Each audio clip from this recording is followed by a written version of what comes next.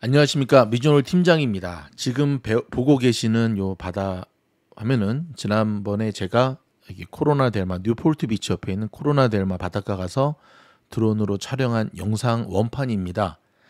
한 주간 동안 정말 고생 많으셨습니다. 뉴스 전해드리기 앞서 제가 꼭 이 말씀 드리고 싶었는데요. 좀 아쉬운 점도 많이 있고 또 좋은 수익률을 내신 분도 있고 다 잊으시고 일주일 동안 수고한 자신에게 수고했다 한마디 하시는 게 어떨런지요. 저도 어저께까지 참 좋은 수익률을 보였는데 오늘 까딱 실수 한번 해가지고 일주일 동안 번 돈을 다 날려버렸습니다. 근데 복구가 잘 안 되더라고요. 장이 워낙 안 좋았잖아요. 그렇죠? 괜찮습니다. 다음 주에 복구하면 됩니다. 할 수 있습니다. 다음 주 월요일은 특별히 장이 없으니까요. 여러분 이 시원한 영상 보시면서 저희가 준비한 테슬라 뉴스 들으시면서 한 주간의 피로도 함께 푸시면 좋겠습니다. 그럼 바로 시작하도록 하겠습니다. 자, 일론 머스크가 테슬라 주식 9주를 가진 소액 주주가 제기한 소송에서 졌잖아요. 그러면서 회사를 델라웨어에서 텍사스로 옮겼잖아요. 근데 이런 사건 가운데 뉴욕타임스가 일론 머스크를 견제하지 못했다는 비판을 받는 테슬라 이사회 의장을 집중적으로 보도했습니다. 그 의장 이름은 라빈 델홀룸이라는 분인데요. 자, 댄 홀룸 이분은 2018년 11월부터 테슬라 이사회를 이끄는 이사회 의장으로 테슬라의 기술 임원이었습니다. 호주 출신으로 호주 밖에서는 공개적으로 발언하는 일이 거의 없었고요. 소셜미디어 트위터에도 거의 아무것도 게시하지 않아 일명 은둔형 의장으로 꼽혔는데요. 자, 이분이 호주로 이주한 유럽 이민자의 세 자녀 중 한 명으로 시드니 교회에서 자라며 공립학교에 다녔습니다. 주말과 방학에는 부모님이 운영하는 주유소에서 일하면서 공부한 것으로 알려져 있고요. 이후에 시드니 대학교에서 경제학을 전공하고 회계법인 아서 앤더슨에서 사회생활을 시작했습니다. 이후에 도요타, 실리콘밸리의 선 마이크로 시스템즈, 주니퍼 네트워크스 등에서 일을 했고요. 호주와 미국 대기업에서 40년 이상 운영 및 재무 업무를 담당했는데요. 가끔 계산된 위험을 감수하는 차분하고 절제된 성격이라고 알려져 있습니다. 주니퍼 네트워크 최고 재무 책임자로 일할 당시에는 비용을 절감하고 직원을 해고하라는 시장의 압력에도 불구하고 연구 개발에 투자하려는 회사의 결정을 옹호하기도 했습니다. 시장에서는 해당 결정이 성과를 거뒀다고 평가를 받았고요. 자, 이 댄 홀룸이 감수하는 가장 큰 위험은 테슬라 이사회를 이끌기로 동의한 것이라고 평가를 합니다. 테슬라가 2014년에 이분을 채용했는데요. 이전에는 머스크와 댄 홀룸이 아는 사이가 아니었습니다. 뉴욕타임스에 따르면 이 댄 홀룸은 처음에 머스크의 제안을 거절했으나 다시 머스크가 요청을 했고 결국 호주 통신회사 텔스트라의 CFO직을 사임하고 테슬라에 합류하게 됩니다. 호주 멜버른 모나시대의 기업 의사결정 전문가인 코너 유는 머스크가 댄홀룸을 선택한 이유에 대해 머스크와 댄홀룸은 너무 다르고 머스크가 갖지 못한 기술을 댄홀룸이 갖고 있기 때문일 것이라며 최고 수준의 미친 천재가 물건을 만드는 것을 행동으로 옮기려면 사람 중심으로 운영할 수 있는 사람이 필요하다고 설명을 했습니다.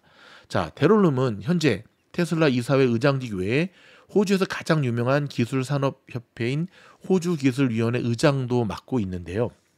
3대 이상의 빨간색 테슬라를 3대 이상의 빨간색 테슬라를 소유하고 있는 것으로 알려져 있고요.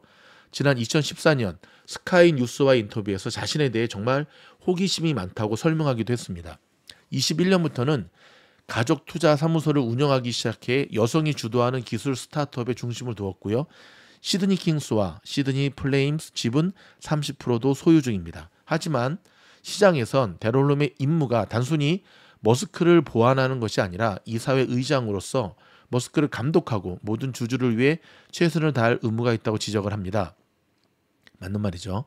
리버스쿨의 조 엘렌 포즈너 경영학 부교수는 2018년 댄홀룸이 테슬라와 이사회 의장으로 취임했을 때 그녀는 야생의 아이를 길들일 수 있는 어머니 같은 인물이 되길 바랬다며 그런 일은 일어나지 않았다고 지적을 했습니다. 다만 모든 테슬라 이사가 머스크와 개인적 또는 재정적 관계를 맺고 있기에 데롤림이 머스크를 관리하지 못했을 수도 있다고 덧붙였습니다. 앞서 미국 델러웨어주 법원은 지난 1월 30일 여러분이 잘 아시다시피 머스크가 장악한 테슬라 이사회에 의해 만들어진 보상 패키지에 따라 머스크가 558억 달러 상당의 주식을 확보했으나 테슬라가 머스크에 왜 그런 보상을 했는지 입증하지 못했다며 원고 편에 섰지요. 델러웨어주 법원의 캐서린 맥코믹 판사는 머스크는 테슬라 이사회를 지배하고 있으며 이사회가 머스크의 급여 패키지를 승인하는 과정에서 심각한 결함이 있었다며 소송 당사자의 합의가 있을 때까지 머스크의 임금 패키지를 무효로 한다고 판결을 했죠. 자, 델러웨어주 법원은 판결 당시 댄 홀룸이 이사회에서 일하면서 2억 8천만 달러, 약 한국 돈으로 3,731억 달러 이상을 벌었기에 머스크로부터 독립할 수 있는지 여부에 의문을 제기했고요. 뉴욕타임스에 따르면 데롤룸이 받은 보수는 애플, 알파벳 등 여타 미국 기술기업 이사회 의장의 보수보다 훨씬 높았습니다. 맥코믹 판사는 머스크는 이사회 감독 없이 테슬라를 운영했다고 지적을 했죠. 자, 뉴욕타임스는 일부 분석가와 투자자에게 데롤룸은 머스크가 테슬라를 세계에서 가장 가치 있는 자동차 제조회사로 만드는 데 도움을 준 방에 있는 어른이라면서도 데롤룸을 비판하는 사람들이 보기에는 자신의 가장 중요한 임무인 머스크를 견제하는 데 실패한 인물이라고 냉혹한 평가를 내렸습니다. 다음 소식은요. 지난번에도 한번 제가 전해드렸는데요. 러시아군이 우크라이나 점령지에서 일론 머스크가 이끄는 우주기업 스페이스X의 위성 인터넷 서비스인 스타링크 수천 대를 상당히 오랜 기간 동안 사용하고 있다고 우크라이나 고위 관리 관계자가 주장을 했습니다. 자, 우크라이나의 국방부 정보총국은 월스트리트저널이 15일 보도한 인터뷰에서 이같이 주장을 했는데요. 월스트리트저널은 러시아가 우크라이나 점령지에 스타링크 단말기를 획득하기 시작했음을 암시한다고 전했고요. 우크라이나 정부는 지난해 약 4만 2천 개의 스타링크 단말기가 군대, 병원, 기업, 구호단체에서 사용되고 있음을 발표했습니다. 스타링크는 휴대전화 신호나 무선 전파 신호보다 안정성이 높은 것으로 평가받는데요. 이에 러시아와 전쟁을 벌이는 우크라이나에게 스타링크는 주요 자원이며 미국의 국방부는 지난해 정보통신 기반이 파괴된 우크라이나를 지원하기 위해 스페이스X와 관련 계약을 맺기도 했죠. 반대로 지금까지 러시아군은 스타링크와 같은 위성 인터넷 서비스를 사용하지 못했습니다.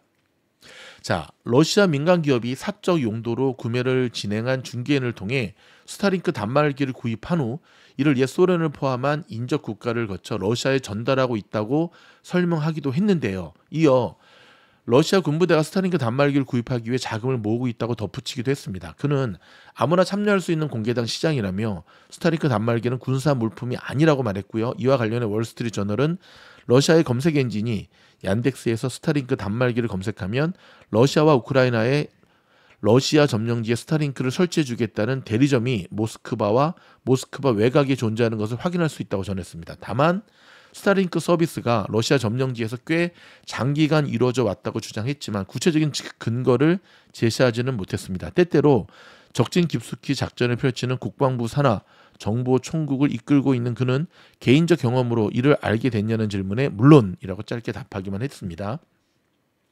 스페이스X 대변인은 월스트리트저널의 논평 요청에 즉각 응하지 않았고요. 머스크는 앞서 지난 11일 자신의 소셜미디어 X에 우리가 알기로는 어떤 스타링크도 러시아에 직간접적으로 판매하지 않았다며 자사 단말기의 러시아 판매를 부인했습니다. 자, 월스트리트저널은 스타링크가 3국에서 입수돼 러시아가 점령한 우크라이나 지역에서 사용될 수 있는지에 대한 질문에는 머스크와 스타링크 모두 직접적인 답변은 하지 않았다고 말했습니다. 제가 일론 머스크라도 월스트리트저널의 질문에는 답변을 안 할 것 같습니다. 일단 계속해서 이 기사가 나오는데 월스트리트저널을 비롯해서 안티 일론 머스크 쪽에서는 자꾸 이쪽으로 좀 몰아세우는 분위기인데요. 몇 가지 우리가 가설을 추론해 볼 수 있지 않겠습니까? 사용하고 있는 우크라이나 점령지를 러시아가 점령하고 난 다음에 거기 있는 스타링크를 사용했을 가능성이 있고요. 또 하나는 러시아에 직접 판매는 하진 않았지만 다른 쪽에 판매된 스타링크를 정말 서드 파리 셀러로부터 구입을 해서 러시아가 사용했을 수도 있고요. 이 문제에 대해서는 그닥 큰 문제는 없어 보입니다. 미국의 대표적인 자동차 회사인 포드와 자, GM이 이 두 CEO들이 중국 전기차들과 경쟁하기 위해 파트너십을 생각하고 있다는 소식이 들려옵니다. 자, 울프 리서치가 후원하는 한 컨퍼런스에서 포드와 GM의 CEO들은 미국과 유럽 시장을 노리는 저가의 중국 전기차들과 경쟁을 위해 전기차 기술의 비용을 낮추기 위한 파트너십을 고려할 의사가 있다고 말했습니다. 자, GM CEO는요, 자본과 R&D를 더 효율적으로 할 수 있는 방법이 있다면 뭐든지 할 것이다 하고 말했고요. 포드 CEO도 별도의 프리젠테이션을 통해 전기차 비용 절감을 위해 다른 업체와 협력할 수 있다고 설명을 했습니다. 자, 전 세계 중국인들과 공정하게 경쟁할 수 없다면 향후 몇 년 동안 수익 20에서 30%의 위험에 처하게 될 것이다 라고 강조하면서 지난해 멕시코에서 판매된 차량의 25%가 중국에서 만들어진 것이다. 세상이 변하고 있다며 중국을 의식하는 점을 명확히 했습니다. 한편 이번 주 초 니케이의 보도에 따르면 중국의 비아디는 전기차를 미국으로 운송하는 플랫폼 역할을 할 수 있는 멕시코 조립 공장 건설을 고려하고 있다고 밝혔습니다. 고려하는 겁니다. 제가 어저께 뉴스에서 말했지만 설령 그렇게 딱 했을 때 또 바이든 행정부가 안 돼라고 해버리면 또 도루묵이니까 일단 간보기 하겠죠. 자, 다음 소식은 여러분들이 굉장히 흥미롭게 생각하실 뉴스 하나 전해드리겠습니다. 엔비디아와 파트너십을 맺거나 엔비디아가 투자만 했다는 소문만 나면 평균 60% 이상 오르는 일들이 최근 시장에서 발생하고 있죠. 자, 이 소식 좀 전해드리겠습니다.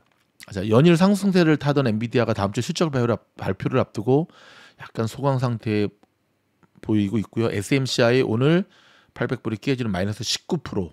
오늘 같은 날은 팔아야죠. 모습을 보여주는데요. 그럼에도 불구하고 엔비디아가 투자한 회사 및 협력 단체 주가가 대거 폭등하는 중소형 인공지능 AI 투심이 옮겨가는 상황입니다. 엔비디아와 관련된 기업은 모두 폭등하는 테마주가 형성된 분위기인데요. AI 열풍이 비이성적 과열 단계에 들어섰다는 지적도 적지 않습니다. 버블입니다. 제 얘기입니다. 버블은. 자, 엔비디아가 공개한 보유 주식 현황 보고서, 이제 13F라 그러거든요. 등록된 투자 회사들이 대거 급등을 했는데요.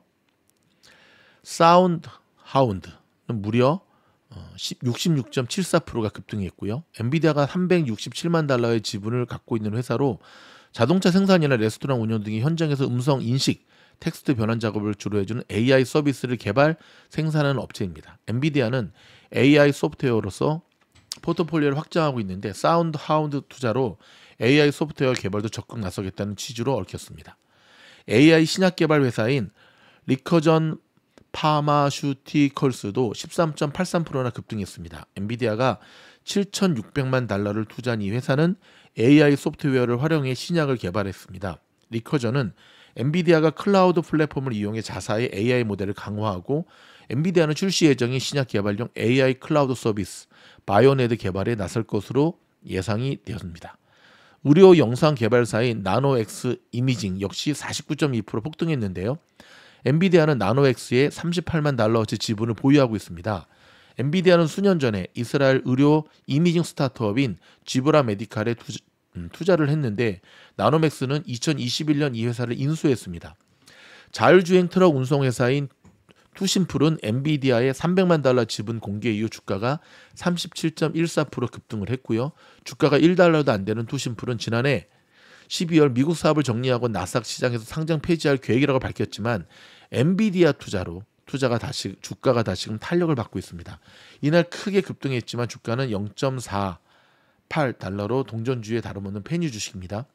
반도체 설립 회사 펠립스의 암홀딩스 주가 역시 암 아시죠? 5.76% 올랐습니다. 암은 엔비디아가 2020년 9월 반도체 기업 사상 최대 규모인 400억 달러 인수하려고 나섰지만 반독점 문제로 무산된 기업입니다. 엔비디아는 현재 1억 4,730만 달러를 투자하고 있고요. 펩리스 반도체 설계 회사의 펩리스로 불리는 암은 저전력 반도체 칩 설계에 강점을 갖고 있고요. 삼성전자, 애플, 퀄컴, YA, 미디어텍 등 세계 1000여 개 기업의 반도체 기본 설계도인 아키텍처를 만들어 제공하고 로열티를 받고 있습니다. 암은 앞으로 대량의 전력 사용이 필요한 AI 서버칩 등으로 포트폴리오를 확장하고 있는데요. 엔비디아의 투자는 암과 협업을 통해 AI 반도체 확고한 위치를 고수하겠다는 전략으로 해석이 됩니다. 엔비디아의 협력업체인 슈퍼마이크로컴퓨터 SMCI도 엄청 올랐죠. 이 회사는 AI 구동을 위해 데이터 센터를 가동할 때 발생하는 열을 낮춰주는 제품을 만들고 있는데요. AI 분과 함께 실적이 빠르게 개선되면서 지금 자금이 쏠리고 있습니다. 어저께 제가 이 종목에 대해서 다시 한번 멤버십 영상에서 다뤄드렸는데 이번 주말에 특별히 이 종목들에 대한 기술적 분석을 포함해서 매수 자리까지 제가 정확하게 짚어드리도록 하겠습니다. 오늘 아침에 제가 굉장히 많은 분들로부터 감사하다는 카톡을 받았는데요. SMCI 오늘 이제 매도를 하셨다는 분들, 제가 말씀을 드렸죠. 올 1월에 작년 1월에 추천드렸을 때에 비하면 지금 1000%가 1100%가 올랐고요. 올해 1월에 저희가 추천했을 때만 하더라도 SMCI가 300불대였거든요. 근데 지금 300%였죠. 오늘은 많이 빠졌지만 오늘 이제 매도 사인이 나왔으니까 그래서 오늘 1000불 이상에서 다 매도하시면서 감사하다고. 여러분이 50불이 없어서 우주여행 멤버십을 안 드시는 거 아니잖아요. 여러분, 주식이라고 하는 건 투자입니다. 저는 여러분이 미주놀의 멤버십에 가입하셔야 된다고 생각을 합니다. 최소한 오픈 영상에서 미처 다루지 못하는 고급 정보들과 추천주, 그리고 정말 힘들 때 여러분에게 뻔한 상담 말고 진짜 상담을 해줄 수 있는 제가 있기 때문에 그렇습니다. 다음 뉴스입니다. 백악관 경제사령탑이 인플레이션 둔화는 계속 지속적으로 이루어지고 있고 투자 환경은 앞으로 나아질 것이다 라고 밝혔는데요. 자, 미국 백악관 경제정책사령탑이 누군지 아십니까? 자, 레이얼 브레이너드입니다. 들어보셨습니까? 맞습니다. 전 연준 부의장이었고요. 저희 미주놀 영상의 최고 조회수를 자랑했던 한때 팔란티어의 자문위원이기도 했죠. 자, 대한민국도 방문한 적이 있습니다. 레이얼 브레이너드 국가경제위원회 위원장이 미국 정부의 대규모 재정 지출이 미국 경제의 연착륙을 돕고 있다고 밝혔습니다. 대규모 재정 지출. 그것 때문에 지금 시장이 이렇게 계속 오른 거죠. 브레이너드 위원장은 월가와의 월스트리트 저널과의 인터뷰에서 인플레이션 둔화세가 투자 환경을 개선할 것으로 기대한다며 이같이 말했고요. 그러면서 지금은 공급망 압력 지표가 팬데믹 이전 수준으로 돌아왔다고 분석을 했습니다. 참고로 이 브레이너드는 연준에 있을 때 가장 대표적인 비둘기파 위원이었습니다. AI 때문에 전 세계 부자의 순위가 바뀌고 있다는 사실을 아십니까? 여러분, AI 때문에 굉장히 돈을 많이 번 사람이 누구라고 생각하십니까? 황 아저씨요? 엔비디아의 CEO? 아쉽지만 아닙니다. 자, 요 뉴스인데요. 월가의 AI 열풍이 세계 부의 판도도 바꾸고 있는데 AI 열풍으로 가장 많이 돈을 번 사람은 뜻밖의 엔비디아의 최고 경자 젠슨 황이 아니라 바로 메타의 마크 저커버그였습니다. 자, 여러분, 제가 여기서 드리고 싶은 이야기, 정말 페이스북에서 메타로 이름을 바꾸고 본격적인 메타버스 쪽에 승부수를 띄울 때만 하더라도 저커버그 한물 같다. 아직은 아닌데, 근데 지금 돌이켜보면 그것이 신의 한 수였다는 것을 알 수가 있잖아요. 자, 제가 여러분에게 드리고 싶은 이야기 뭐냐면, 제가 늘 저희 미주놀 가족들에게 하는 말, 끝날 때까지 끝난 것이 아니다라고 하는 것. 모든 것은 우리가 정말 세상에 눈을 감고 무지개 다리를 건너갈 때 그때 평가할 수 있는 거지, 지금 좀 잘 나간다고, 지금 좀 못 나간다고 좌절할 필요가 없다는 사실을 꼭 기억하시기 바랍니다. 자, 이런 가운데 미국의 헤지 펀드들이 지난해 4분기 아마존, 인텔, 엔비디아 등을 집중적으로 사들였고요. 반면에 나이키, 화이자, 그리고 메타를 집중적으로 파는 것으로 나타났습니다. 왜 그랬을까요? 결과론적으로 보면은 투자를 참 잘했네요. 그렇죠? 작년 4분기 헤지펀드들이 가장 많이 매도한 종목이 나이키와 화이자였습니다. 835개의 헤지펀드가 작년 4분기 보유한 주식은 6,772억 3천만 달러 규모로 전분기 대비 10% 정도 증가했는데요. 이들의 투자 포트폴리오 중 가장 큰 비중을 차지하는 업종은 기술주였고 이미 소비재가 15%로 뒤를 이었습니다. 가장 투자 비중이 낮았던 업종은 유틸리티였습니다. 개별 헤지펀드 중에서는 마이클 버리가 운영하는 사이언 자산운용이 반도체 기업들에 대한 투자를 줄이고 헬스케어 등을 주로 매수하면서 관련 업종 주가를 끌어올렸습니다. 한편 이번 보고서에는 엔비디아가 지분을 보유한 것으로 확인된 사운드 하운드 AI는 14일 주가가 99%나 급등했습니다. 다음 소식입니다. 일론 머스크는 테슬라의 새로운 저가용 반값 자동차, 반값 테슬라 얘기하죠. 이 프로젝트 레드우드죠. 3만 달러 미만의 가격으로 테슬라를 생산할 것으로 예상함에 따라서 근로자들이 생산 라인에서 밤새도록 보낼 수 있다고 말했습니다. 쪼겠다는 얘기죠. 근데 저는 뭐 여기서는 3만 달러 미만이라고 나왔는데 아무리 인플레이션이 심하고 해도 그들이 이야기한 2만 5천 불은 안 넘겼으면 좋겠습니다. 뭐 다른 거 조금 빼더라도 오토파일럿 기능 좀 빼고 바퀴 조그맣게 만들더라도 2만 5천 반값 테슬라가 갖고 있는 상징적인 이미지가 있거든요. 이거는 좀 뺐으면 좋겠는데 3만 달러 올리지 말고 2만 5천 달러로 맞추라는 얘기죠. 어찌됐든 계속해서 일론 머스크도 반값 테슬라가 굉장히 중요하다는 걸 알고 박차를 가하고 있는 분위기입니다. 사이버트럭 소식입니다. 총알도 막는다는 사이버트럭. 총알은 막는데 비는 못 막는다라는 기사가 나왔는데요. 녹슨다는 이야기입니다. 조금 뉴스를 들여다보니까 팍스 뉴스에서 다루었는데요. 차량을 구입한 지 11일 만에 녹자국이 생긴 것을 발견한 한 사용자가 언론에 보도를 했습니다. 사이버트럭 포럼에 자신의 경험담을 보도하면서 알려지게 됐는데 이틀 동안 빗속에서 차량을 주행한 후 차체에 주황색 녹자국이 생긴 것을 발견했다고 합니다. 일부 사람들이 지적한 것처럼 비를 맞으면 차량에 부식이 형성되는 것을 발견했다면서 진짜 녹자국인지 확인하기 위해 세차를 했지만 소용없었다고 밝혔습니다. 이어 테슬라 서비스 센터에 갔지만 즉시 해결할 수 있는 적절한 도구가 없다는 말을 들었다고 합니다. 또 다른 락사라는 이름의 차주는 지난 1일 사이버트럭을 인도받았으며 빗속에서 주황색 녹자국이 생길 수 있어 차량을 광택 처리해야 한다는 말을 들었다고 주장했습니다. 앞서 테슬라 측은 차체를 스테인리스강 합금 소재로 만들어 총알도 뚫을 수 있을 만큼 견고하다는 점을 강조하며 실제로 방탄 성능을 실험하는 영상을 보여주기도 했는데요. 이에 대해 일론 머스크는 이 차는 기존 픽업 트럭보다 더 강하고 실용적이며 스포츠카보다도 더 빠르다고 자랑한 바 있습니다. 스테인리스가 녹이 쓰나요? 모든 거를 스테인리스로 만들지는 않았겠죠. 나사나 이런 것들은 또 녹 쓰는 걸 했을 텐데 녹 안 쓰게 겉에 이렇게 뭐 좀 이렇게 칠하면 되지 않나? 어찌됐든 근데 이런 뉴스들은 여러분 아시다시피 좀 흠집내기용의 뉴스들이 굉장히 많거든요. 저희 미주널의 입장과는 좀 별개로 일단 미국의 메이저 뉴스에서 나왔기 때문에 전해드리기는 하는데 아무튼 이런 부분들은 그냥 참고만 하셨으면 좋겠습니다.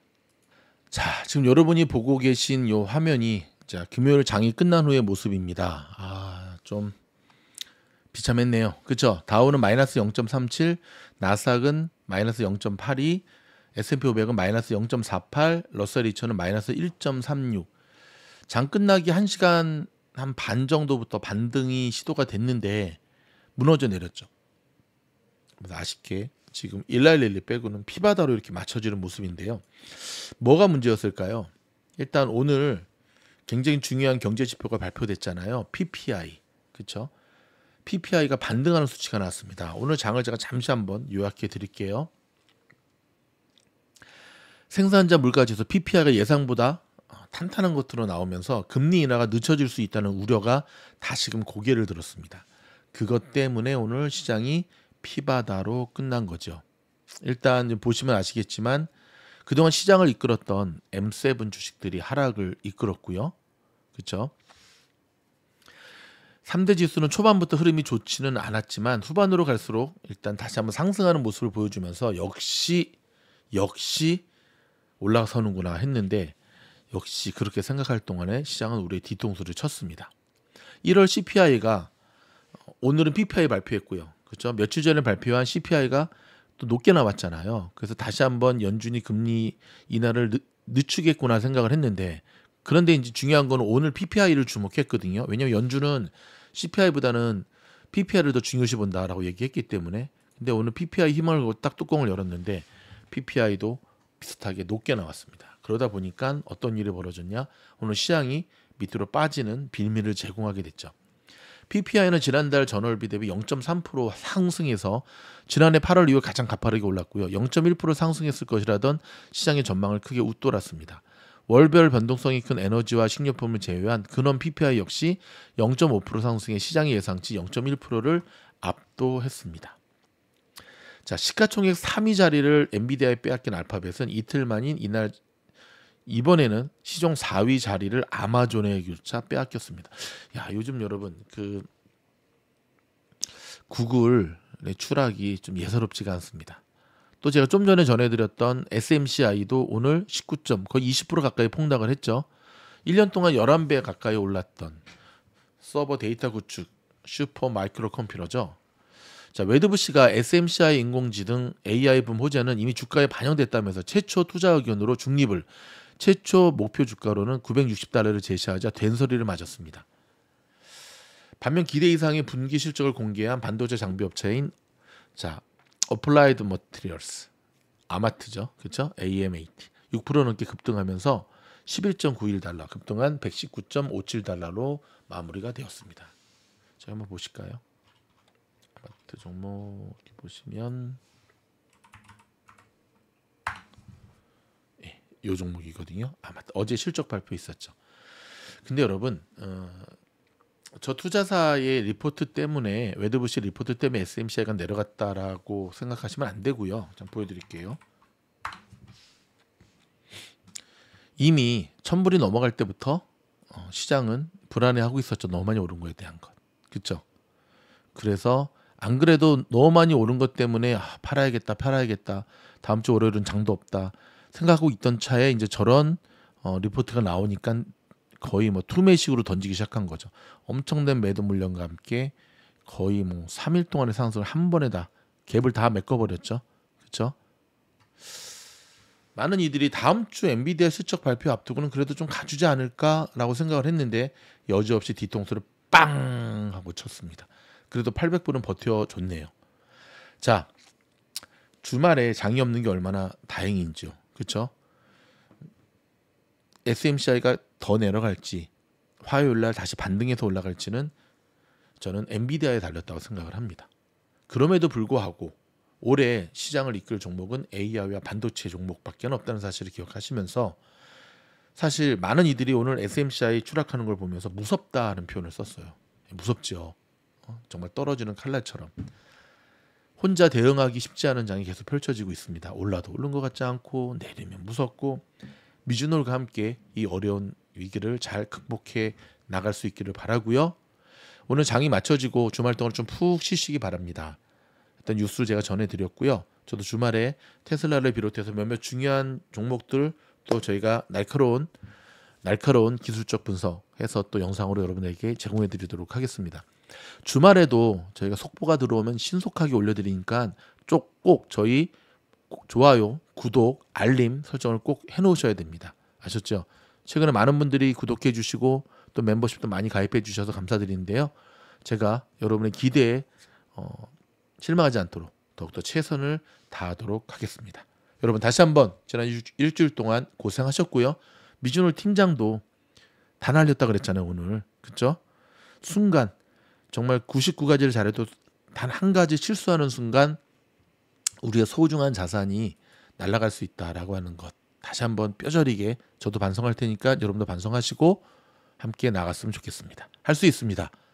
미주놀이 여러분과 함께합니다. 고맙습니다.